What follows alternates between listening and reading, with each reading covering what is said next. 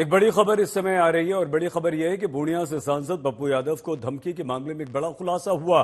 सांसद पप्पू यादव को Lawrence gang से कोई धमकी नहीं मिली है, बल्कि इस मामले में धमकी देने वाले व्यक्ति जिसका नाम महेश पांडे है, उसे दिल्ली से पुलिस ने गिरफ्तार कर लिया है। पूर्णिया के एसपी कार्तिकेय शर्मा ने खुद ये जानकारी दी है।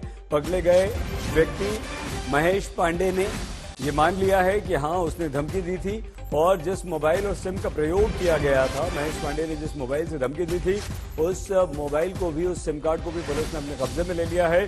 पुलिस के अनुसार महेश पांडे का किसी गिरोह से कोई लेना देना नहीं है, लेकिन पप्पू यादव को यह धमकी महेश पांडे ने दी थी। ये धमकी क्यों दी थी, क्या उसका उद्देश्य था, क्या वो इससे हासिल करना चाहता था, इस बारे में पुलिस ने अभी कोई जानकारी नहीं दी।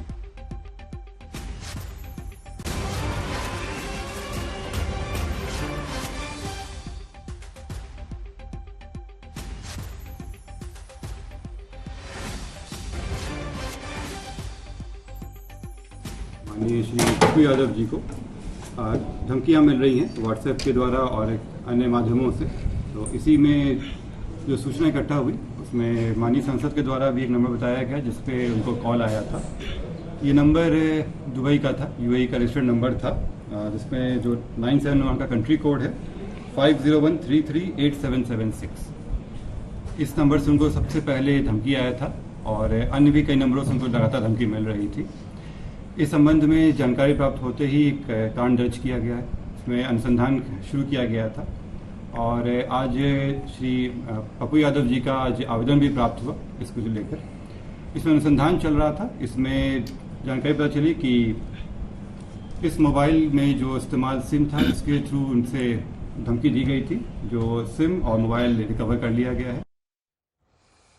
हिमांशु मिश्रा हमारे संवाददाता जुड़ चुके हैं। हिमांशु, कोई उद्देश्य था इस व्यक्ति का? कौन है महेश पांडे, क्या चाहता था? पुलिस ने ये तो बताया नहीं, अगर कोई जानकारी आपके पास हो तो। देखिए सईद, दरअसल जब पुलिस ने इसकी जांच शुरू की और इसके सारे लिंक पुलिस ने खंगाले, तो इसका किसी भी गैंग के साथ, चाहे वो लॉरेंस गैंग हो, अनमोल के साथ या किसी भी दूसरे गैंग के साथ कोई भी इन्वॉल्वमेंट नहीं मिली। पुलिस टेक्निकल सर्विलांस के आधार पर, टेक्निकल एविडेंसेस के आधार पर इसको लगातार तलाश कर रही थी। जिस मोबाइल को, एक्चुअली जो सिम था वो तो विदेश का था, लेकिन जिस मोबाइल में इस्तेमाल किया जा रहा था, पुलिस ने उसकी इंफॉर्मेशन निकाली और उसके बाद उसको दिल्ली में ट्रैक किया गया। दिल्ली में ट्रैक करके जब पुलिस ने उसको गिरफ्तार किया, तो अभी तक कोई भी मतलब ऐसा कोई मोटिव नहीं है जिससे ये समझ में आए कि उसने किसी के कहने पर या किसी गैंग से जुड़े होने की वजह से धमकी दी है।